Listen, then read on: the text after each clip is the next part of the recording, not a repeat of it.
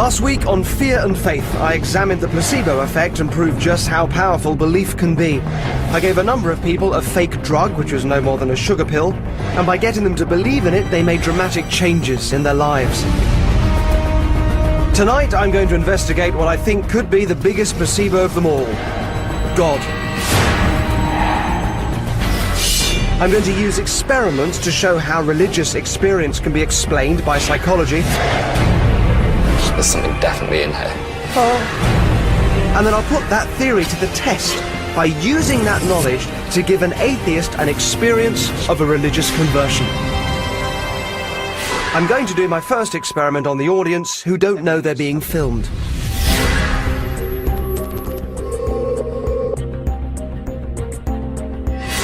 Right, we're not filming at the moment, are we? In that case, before we start... Is my mic's... Yeah, okay. Before we start then, we're going to do this without filming. You've all got, I hope, or we asked you to print out a photograph of a loved one. Hopefully these are prints, and it wouldn't matter if they got damaged. That's the idea. I have here, this is extraordinary. This is a genuine satanic rite based on an 11th century manuscript, and it's the rite that people read out declaring their allegiance to Satan. It's extraordinary these things exist. And the idea is that you get his protection in your life, but then you're subject to his torments and whims for eternity after that. As part of it, what you do is you would stab back in the day it would have been a portrait, but nowadays they do it with photographs. You stab a photograph of someone that you love. You read this out, and this is declaring your allegiance to Satan. So before we start filming, does anybody want to do that? Just out of interest. Anybody up for doing that? So what's that? 1, 2, 3, 4, 5, 6, 7, 8, 9, 10, 11. 11 out of 160 of you. What's your name? Sam. Do you want me to come do it? Thank you, Sam. Hello. Hi. Nice to meet you. Who's in the photograph? It's my twin sister Lucy. Your twin sister Lucy. Yeah. Okay, so the reader, that's you, must place a representation of their loved one onto the table and light a black candle. So would you light the candle for me? Lovely. Wine is poured into the chalice. The reader must take a sip of the wine.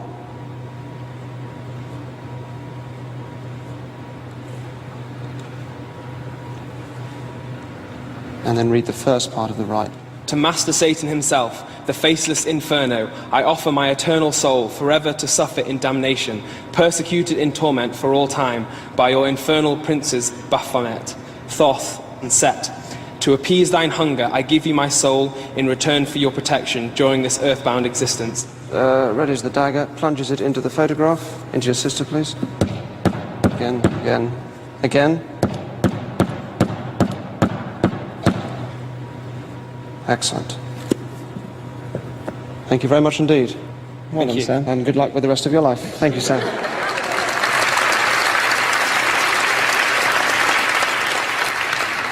What was of interest to me there, and by the way, Sam, we were filming that. I said we weren't filming it because I didn't want you just to be playing up for the cameras. I want you to do that and genuinely want to do it as opposed to just want to be on TV. You happy with that? Okay, good. What was interesting to me was that only 11 out of 160 of you actually put your hand up. Out of interest, how many of you actually believe in the devil and that stabbing a photograph could have any physical effect on the person in the photograph? 2, 3, couple of 4, 5, okay. 6, and you're largely an audience of unbelievers and skeptics as well, largely. So the fact that so few of these people offered to perform the rite does show that we're all born with an inbuilt, hardwired tendency to believe.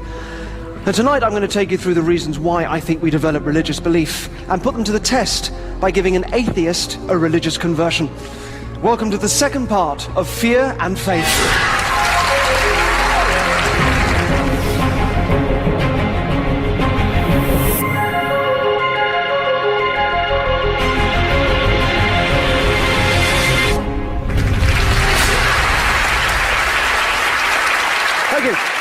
Good evening. Oh, Early this week, I took a small group of bright, rationally minded atheists and agnostics and put them in the crypt of an old church and asked them to sit in the dark, alone, for 15 minutes. But before they entered the crypt, I told them that there had been stories of hauntings there and that I was interested in a report of their experiences in the dark.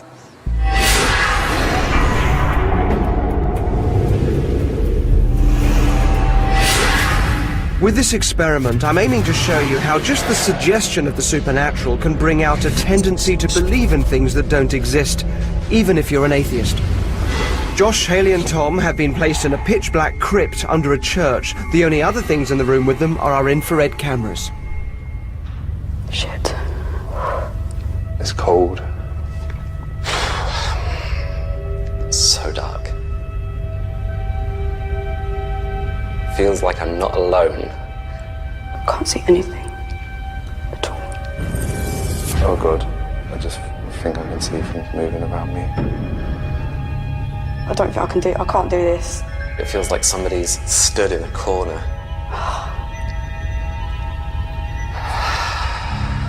Oh God, oh. It's like moving around the wall. It feels like it was just to my right. Oh. Okay, I can see something in front of me. What the... No, I can't do it. I'm sorry, I can't do this. I don't know, lots of things that like faded outlines of people. There's something definitely in here. It was like a white, like, I don't know, girl. Jesus. Derren, I've got the biggest fear of things behind me. Do you want to come out for a second? Yeah. It was weird because I kept seeing things. I'm sure I saw a round thing that looked almost like a head. It kind of looked like a nun, but no face. Couldn't see a face as quick as I looked. It just sort of looked like that shape with nothing in the middle. As soon as I sat down in that chair, it was like gone, and I was like, something is behind me. That fingers didn't want me there, and I think I just outstayed my welcome. And I randomly saw this figure in front of me, this girl. It was just kind of an outline. The face was kind of just blank. It was kind of transparent, like see-through. There was something else in that room. I gave them an idea, nothing more, and from it their minds created an experience which for them was very real indeed. They all sensed a presence, because as shown by our satanic rite, we're all born with an inbuilt, hardwired tendency to believe. The people in that vault reacted in the way they did purely because I planted the idea it might be haunted. And remember, these are rational non-believers. The fourth person, though, who went in had a rather different reaction. Meet Natalie. Don't feel particularly freaked out, really. There goes another train. I think it might be the district line. Feel quite safe, really. So unlike the others, Natalie was underwhelmed, to say the least. Natalie's an atheist. Moreover, she's a stem cell researcher, a scientist working in an area that many feel is deeply incompatible with religious belief. Our initial research revealed her to be deeply skeptical, so I felt she was the most challenging candidate to try to give the experience of a religious conversion. Now, like Natalie, I'm an atheist, and as you'll see tonight, I don't think a belief in God has to be foolish. I think it's probably unnecessary, but that's not the same thing as being stupid.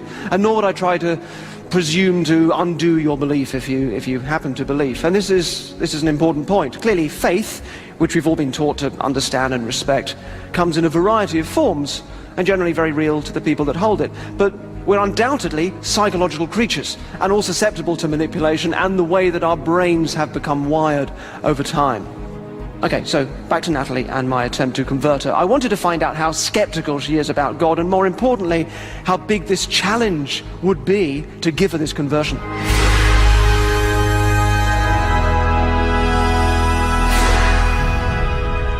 Hello. How are you doing? Nice to see you. Nice to see you, Natalie. Here we come. So, how was the crypt? When were you last in church? Some christening or wedding no longer than a couple of years ago, I think, yeah. When did you last go for devotional reasons? I've never been for devotional reasons, Yeah. more ceremonial. Yeah, so you're an atheist, are you? I take it Yeah, like me. yeah. And you're a stem cell scientist. Mm-hmm. How long have you done that for? Nearly 6-7 years, actually, yeah. Can you ever imagine being a believer? For me, that would be literally last resort. You know, there's other things, there's self-belief for my, you know, that would help me get through bad times, you know. So never have been, can't ever see yourself being a believer? No. No. Cool. So here's the challenge. I'm taking someone who is a staunch atheist and scientist with a skeptical, analytical mind and trying to give her a religious experience in order to show how religious belief comes from us, not from the divine. And these facts are not the only things working against me. Usually in the case of a conversion, Natalie would be searching for some sort of answer to life's problems, but she's quite happy with her life, so I won't have that advantage. Neither am I the preacher at a big religious rally, which can easily create a hyper-suggestibility and ensure that large numbers of people convert every night. I want this to be a real and profound experience for her, and not just something she thinks I've talked her into.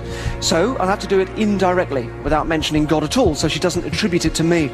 And I'll give myself 15 minutes to do it. Join me after the break to find out how I'm aiming to give Natalie this experience.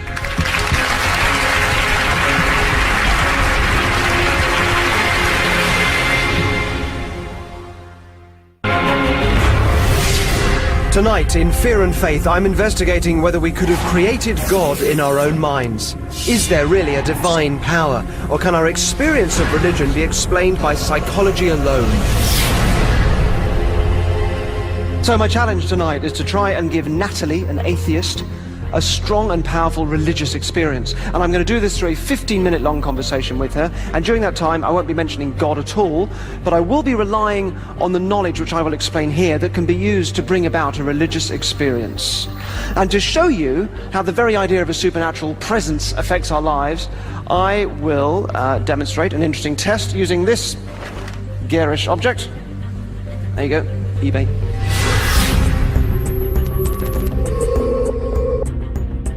Now you probably know what this is.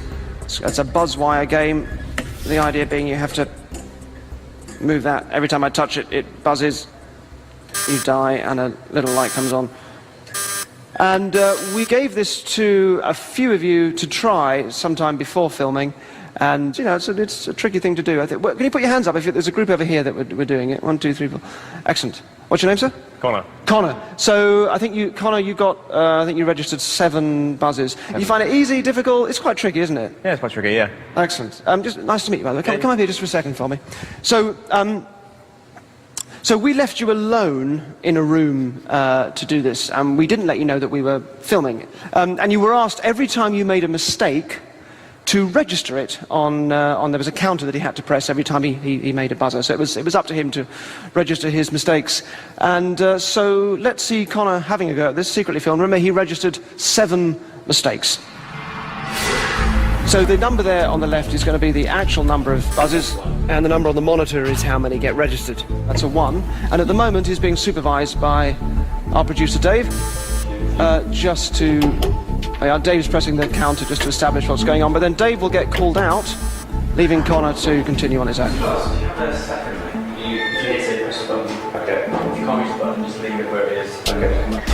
He's being trusted with the job of registering his mistakes. And note that yellow armchair to the right, that'll be important later.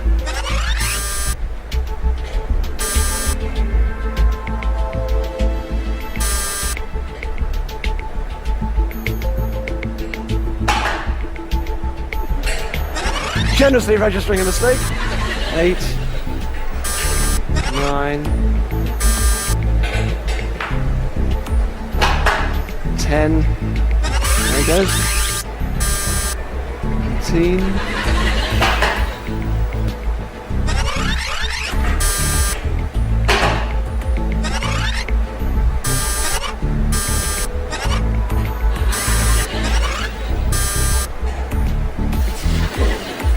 Actual number 18, 7 registered. Sir, a bit awkward there, cheating. Can you explain yourself? No. Excellent. Well, first of all, thank you very much for that. I'll ask you to sit back down. There's a good reason why this happened. Thank you. I can explain it. Actually, 3 out of 4 of you that did it. Would you put your hands up again for me, the 4 of you that did it? 3 out of 4 of you cheated. And so it wasn't just you, Connor. And here is your group. I'll show you your group. So Connor's up there on the left. We also have Amanda. She's a cheat. And Jack is also a cheat. So any friends or family of these people that are watching now, just bear in mind they're probably people that you probably shouldn't trust. I'll just say that. Here they are, all of them cheating. But we were hoping they would. We actually made it very easy for them to do so. We told them that by doing well at this, it would lead to their involvement in the show, which, in a sense, it did. However, there was a second group, another group. Would you put your hands up for the other group that did this? Excellent, thank you very much. None of these people cheated, not one of them. Yet 3 out of 4 of your group did. Now, this group was told exactly the same things, including the fact that doing well would lead to their involvement on the show. But they were also given an extra piece of information. This chair is for a new show we're doing called Antiques Ghost Show, where people bring in antiques that they think are haunted or have some sort of possession about them. Apparently it's worth loads, and a woman died in it and still sits in it to this day. I know, they're filming with it later on. It's weird. Antiques Ghost Show. Can't believe you fell for that. This is based on an experiment by a psychologist called Jesse Baring and his colleagues. Once the idea is sown that there could be some sort of presence in the room, something happens. Hardly anyone cheats. Any of you actually believe that the chair was haunted? No. None of them believe the chair was haunted. Yet despite that, the idea is enough to significantly affect our behavior. This experiment shows that if people are led to imagine a supernatural presence, they will then act in a more moral way. And this reaction comes from deep within us, not from the force itself, because the chair wasn't really haunted. There's a likely evolutionary reason for this, Baring suggests. As our ancestors developed language, it also meant that they could gossip. And through gossip, your reputation could be damaged, which meant you could be outcast because others would discuss your misdeeds, and that makes you someone to be avoided. And it could put you in danger, and ultimately it makes you less likely to reproduce. So we learned moral behavior to keep us all happily ticking along together and to up our survival chances. Now, the safest way of ensuring this conformity and therefore increasing our survival chances would be to believe there was some divine presence that might still catch us out when we thought our peers weren't around. So our invention of an all-seeing supernatural force, like God, to moderate our actions and us being on our best behavior just because we're told there's a haunted chair in the room, it's part of the hard wiring of our brains. It once helped us with our survival chances. And it most likely explains why even atheists often betray a tendency to give purpose and meaning to events in their life that really they shouldn't, given that they don't believe there's a supernatural force or agency at work. So we've got this supernatural, all-seeing force over us, but how do we make it a reality in our lives? We need to personify it.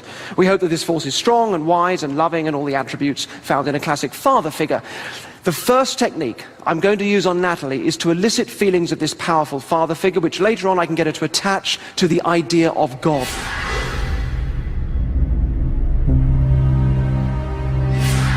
So during my 15-minute conversation with Natalie, I'm going to have her create the feeling of being loved by a perfect father, and then I'm going to associate that feeling with a trigger so I can bring it back whenever I want.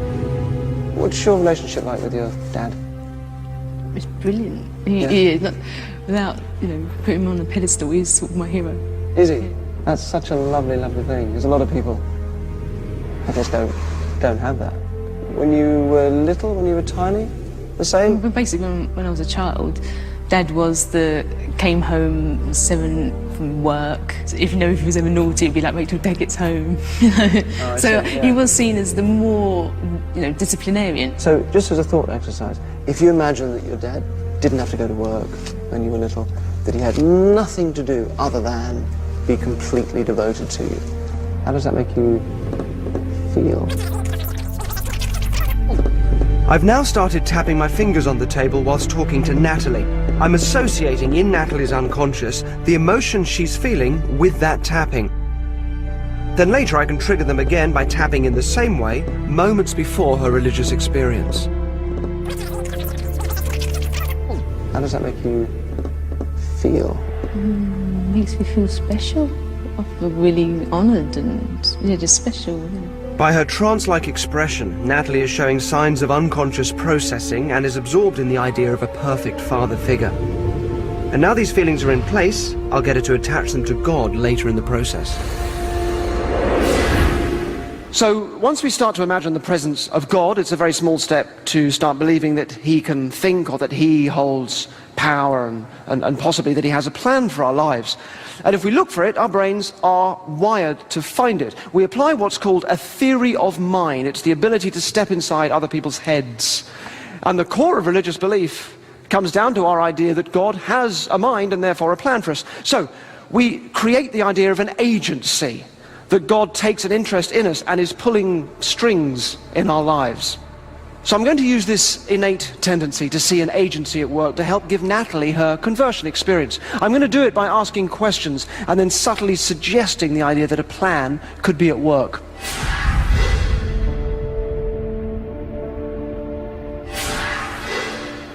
What about, have you ever had things in your life, things that went wrong, or things that didn't work out as they were supposed to, or mistakes that you made?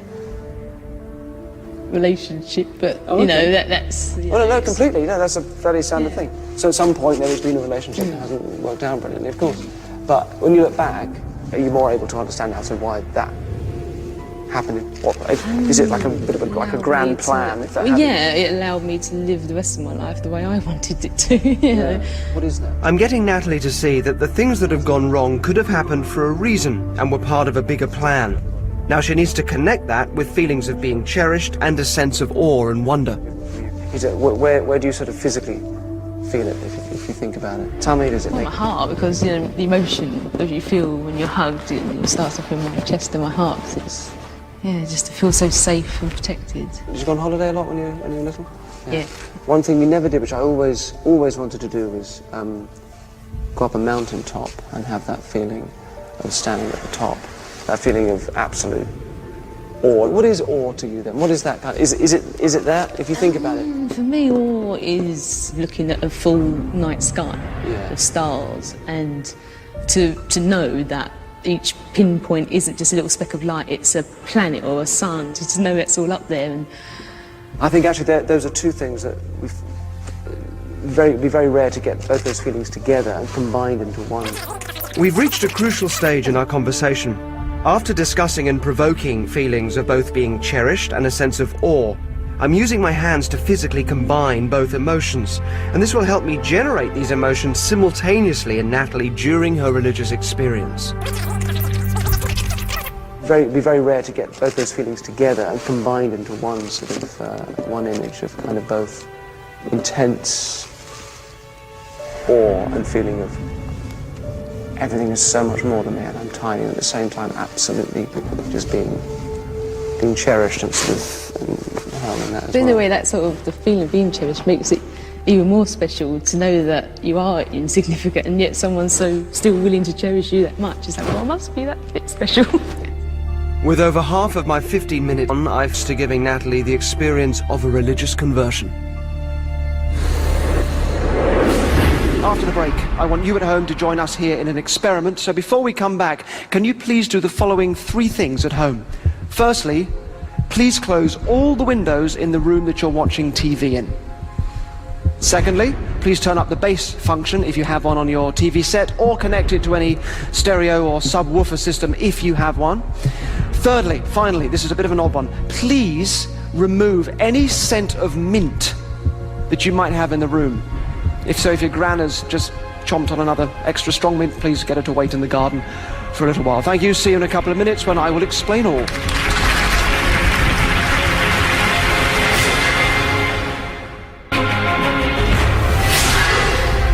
Tonight I'm exploring whether God could be nothing more than an illusion, a belief in something that isn't there. Using a number of experiments, I'm investigating whether religious experience could be explained not by the divine, but by psychology. And in doing so, I hope to prove how even atheists have a hardwired capacity to believe. Never have been, can't ever see yourself being a believer. Welcome back. I'm now going to illustrate the next step we're going to take in the journey to give Natalie a powerful religious experience. So, I have here a little bottle of a very powerful peppermint oil.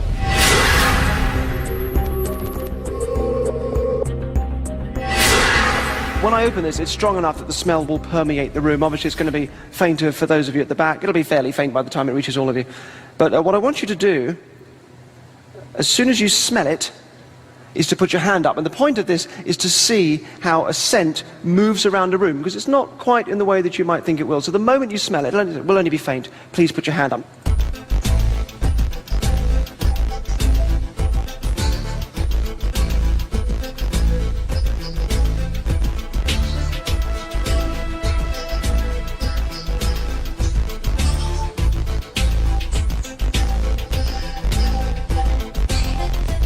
Do keep your hands up. Anyone else?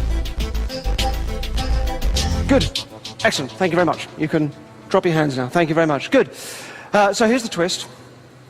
The smell was not in fact generated by the peppermint oil. That is not peppermint oil. That's actually just water. There you go, Connor, if you smell that. Nothing in there, is there? It's just water. You smell anything at all? Nothing. No. Nothing at all. And that will relax you quite nicely. See me afterwards.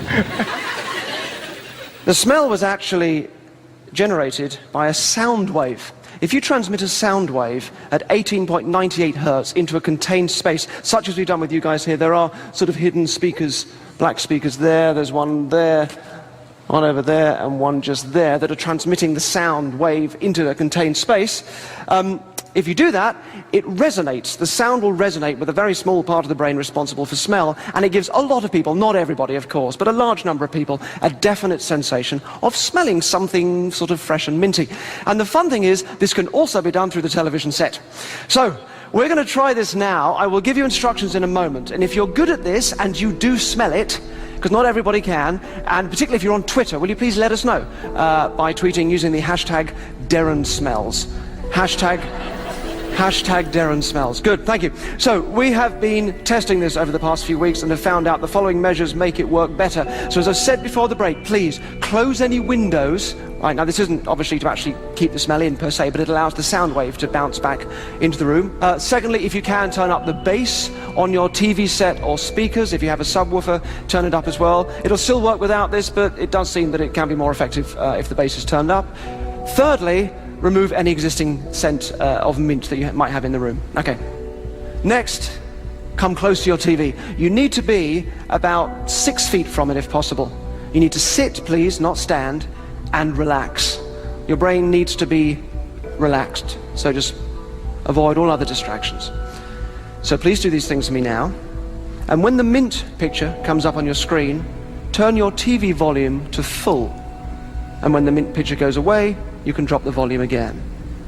Now, about 10% of you, interestingly, might get more of a citrusy smell than a minty smell, but please do tell us, and tell us on Twitter if you have that. Are you ready? Then let's begin. Turn your volume up now.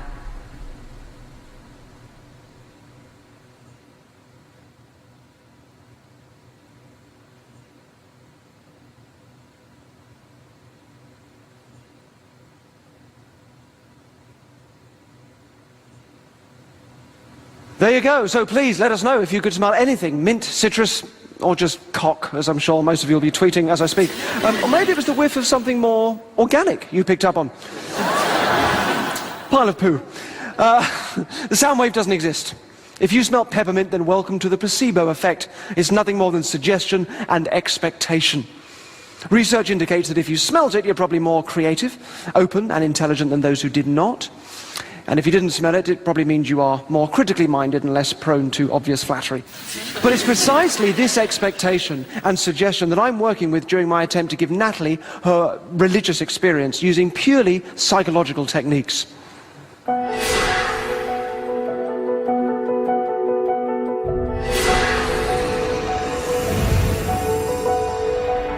I suppose also you're working with placebos at the moment, aren't you, with the stem cell research, which is an area that really interests me. The show before this show that's going out now was actually about placebos, but there were a small number of people that just weren't going to quite embrace it. They were a bit more sceptical about it. And that was really interesting, I found, because what would make it work and be of real benefit to these people was to actually dispel that and completely embrace this experience which I suppose is what a leap of faith is, isn't it?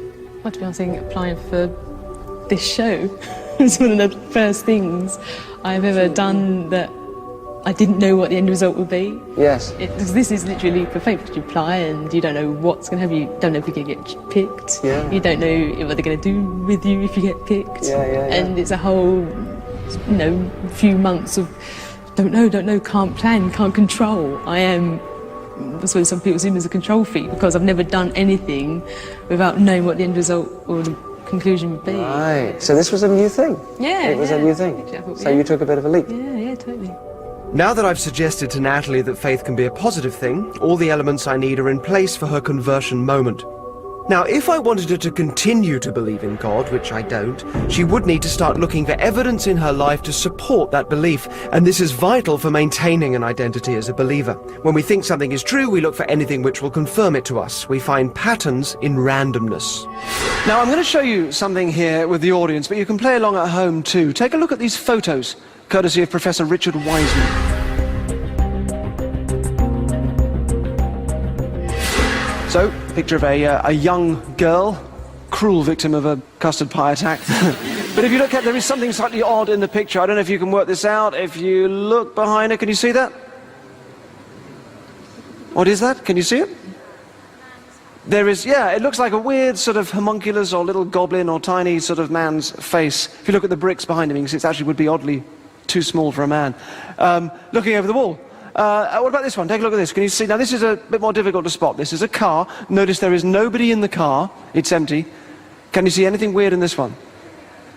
Face in the wing mirror. Exactly. Well done. Nicely spotted. No one in the car yet.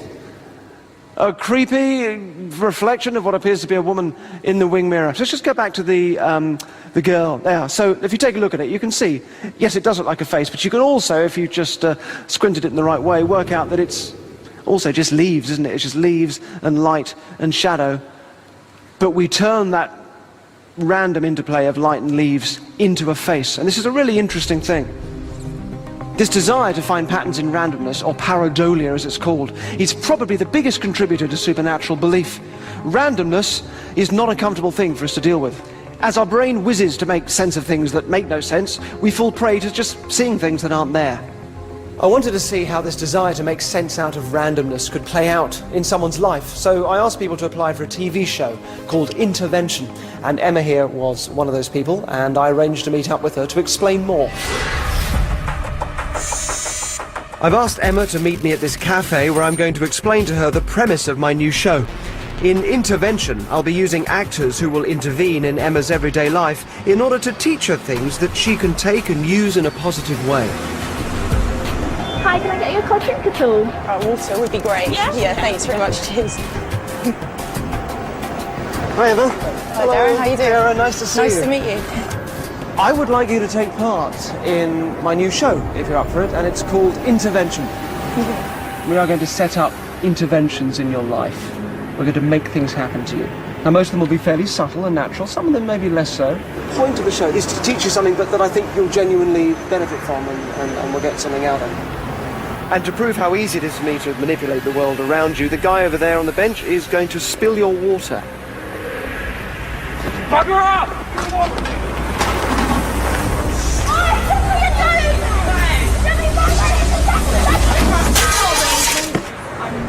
No, don't worry. Are you all right? I'll get your number. It's fun, isn't it? Obviously, we'll be filming the whole thing on hidden cameras, and we're very good with hidden cameras, so you won't spot them. You will not spot them, so don't drive yourself mad trying to find them. No, I won't. We'll be using actors, we will be involving people that are very close to you and people that aren't close to you. And all I'll ask you to do as it goes along is to make a video diary and send this to us. I'll see you in a couple of weeks. Have a really interesting fortnight. Thanks very much. Thanks for your time. Thank you, Emma. Cheers. So there's one thing I haven't mentioned to Emma. I won't be doing anything. We won't be secretly filming, we won't involve her family and friends, we won't employ any actors. But the mere idea that I am doing something is hopefully enough for her to start to look out for signs of my involvement, or this agency looking over her. And once she gets that in her head, she'll find positive results for herself without any intervention from me. Her video diaries over the course of the next 2 weeks show her revealing all the things that she thinks we might have set up in order to teach her something valuable. I had to pop into Sainsbury's just to pick up a few bits, and I saw like a cheapy pair of slippers, and as I tried them on, a guy came around the corner and like kicked my Converses across the clothes aisle. I walked across the car park to get to my flat and a guy walked past me and we literally just stared at each other. One thing I wish maybe I did do was just smile a bit more. A young guy came running up to me, waving this £10 note at me. And he said, "Oh, I'm really sorry, but I've just found this. It must have come from you. Have you dropped it?" These little events are getting me thinking a lot more now than what perhaps, I would have had I not been doing these diaries. The penny dropped. I'm thinking this is about an intervention in me and my life. I've established what things are that I'd like to change, I guess. Is it now up to me to change that? Hi, Emma. It sounded like by the end of it you were starting to get a sense that there was maybe a little more going on than we'd said. So even though I did nothing, you attributed these random events in your life to me, much like I think believers do with God, and then you tried to learn something from them. So even though now you know it wasn't real, did you take anything from the experience? It sounded like you did. I'm a huge worrier, so I've made a point now of not worrying so much. I'm a bit more spontaneous now as well, and I make a point of seeing my friends more, which is something that I needed to do, so... That's fantastic. Thank you, Emma. Thanks.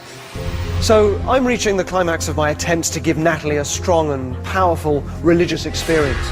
You've already seen me introduce the idea of a perfect father figure, elicit and combine feelings of awe and being cherished, and allow her to notice a grand plan in her life. I've also attached these feelings to the tapping of my finger so that I can bring them all back in an instant. I'm now going to leave her alone in the church so she can take it all in. And I'm hoping she will piece all of these together and have a powerful and very real experience. And what you're about to see now has no music or effects placed over it. Instead, I want you to experience what happened as it happened.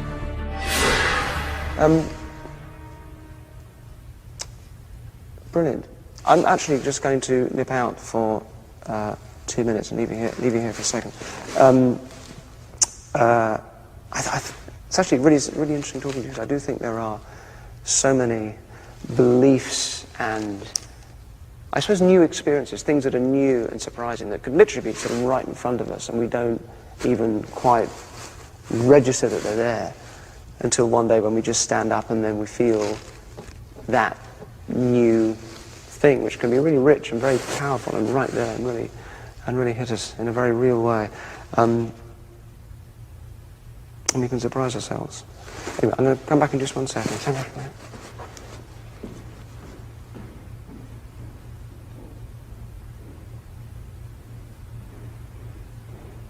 You can stretch your legs, you don't need to, you can, get up and move around if you like.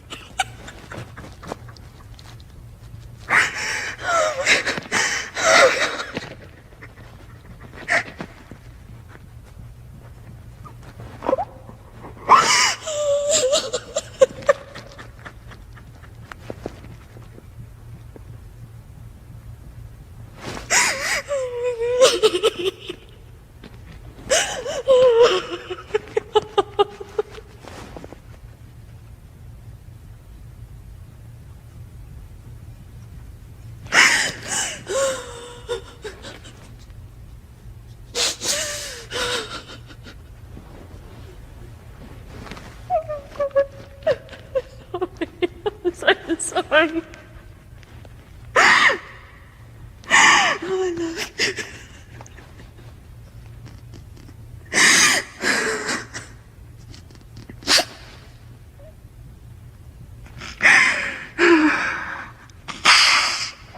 Oh, thank you.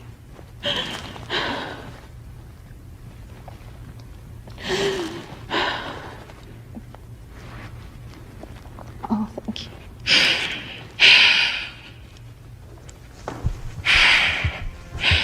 You okay?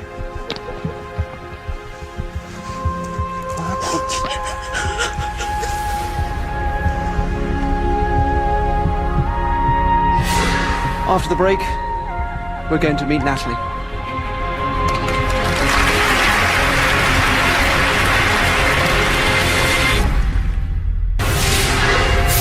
Tonight, I've been looking at how psychological techniques can be used to explain why we believe in God. It was important, I felt, to show you that these techniques actually work, and that this innate hardwiring we have really can give us a powerful experience of God without any need for him to exist. So I've used them to bring about a strong and powerful experience of a religious conversion in an atheist stem cell scientist called Natalie.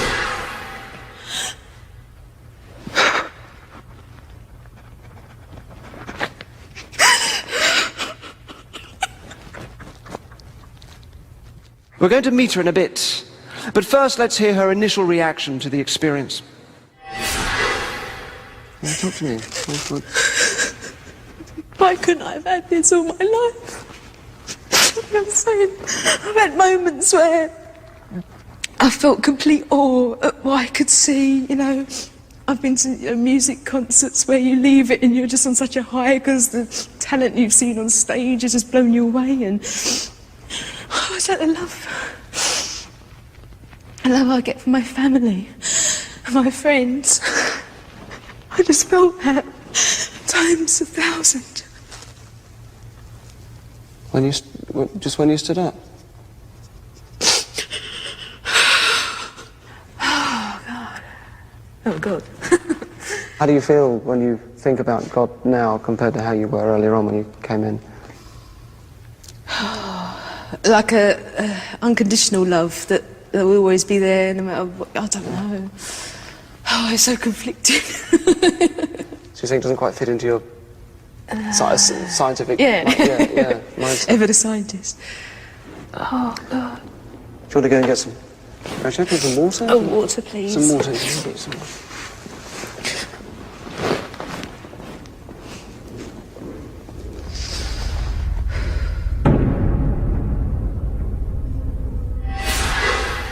Here's Natalie, everyone. They're dying to meet you.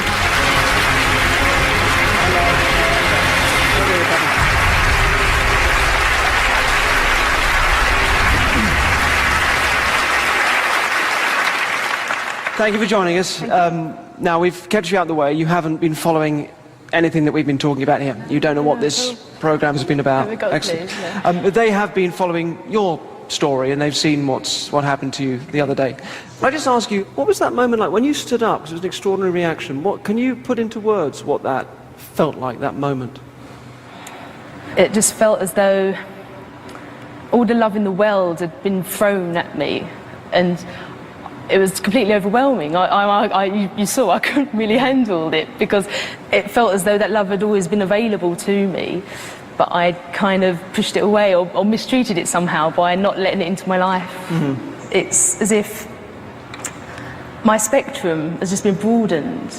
You know, it is as if I have this barometer of emotion from really, really bad to really, really good, and that high end has just been extended. You said to me that day after we'd sort of finished filming, you said this has to be something supernatural, because it wasn't anything that felt you could explain. Technically, yeah. Textbook definition is something unexplained is maybe supernatural, but again, because I don't believe in the supernatural, I'm still searching to identify that source. It must set up conflicts, some conflicts in your mind. So you're still sort of searching through that by the sound of it. I'm still mulling over what happened nearly a week ago. Yeah. Excellent. I feel duty-bound to make sure that you don't leave this experience with a religious belief that I've sort of just given you. I think the emotions, and I think everything you've taken from it is hugely positive. But it's important to me that you can separate the emotions that you felt and everything positive that you've taken from this from a religious belief. So let me explain to you what I did. I elicited feelings from you, emotions from you, but getting you to imagine a perfect father, getting you to imagine a sense of awe. And as I asked you about those things, as you kind of internally found those states, as I asked you what it would feel like, I started tapping on the table. And in the same way that if you listen to a song, it can take you back to, I do remember the tapping. You remember the tapping? Is he bored? Is it on the board? No, far from it. But every time you did that, every time I tapped, I was starting to associate those feelings with the tap. Like, as I say, when you listen to a song and you've broken up with somebody and then you hear the song again years later, it makes you immediately feel terrible. Exactly the same idea. And I was building on that throughout. I also introduced the idea of faith, to you as a positive thing. I started to reframe it as something that could be positive. I introduced the idea of agency in your life, the idea that there could be a plan. These were subtle things. I never mentioned God, but I was bit by bit just giving you these thoughts and feelings one at a time and stealing all the emotions with this tap. And then when I stood up, I said you can take all of those images in your head, and I did this. I sort of showed you them in front of you like that, so that if you were to stand up, you'd actually walk through them. And I said that some people do stand up and feel this, and I tapped on the table, leaving you with that suggestion, which is entirely unconscious. So it's not something you'd be processing or thinking about. You wouldn't know I was doing it, but your unconscious is picking up on all of those things. When you did stand up, it simply triggered off those emotions that I'd given you, all in one very powerful moment, which is the experience, pretty much, of a religious conversion. Me telling you that now, does that devalue it? It has added a kind of artificial element to it for me now. Okay. But again, I suppose inducing an emotional reaction to something, if it's to external influences, it's always artificial in a way. You know, if it's from listening to an amazing piece of music, that's an emotional stimulus that's come from an artificial source. So exactly. it's all... the emotions are real, that's the yeah. point. It's just important to me that you don't feel it has to be attached to something supernatural or superstitious, because it wasn't. Okay. And it's not even like it came from me. It certainly didn't come from God. It came from you. And those are real, perfectly real emotions that, as you said, have expanded now your emotional repertoire, and things that you can now carry with you for the rest of your life, but you don't need to attach them to anything superstitious. It's important that I leave you with that knowledge, so you're not being fooled by anything. Right? That's important. But Natalie, thank you very, very much indeed. Thank you for doing this, and thank you for coming in. Thank you.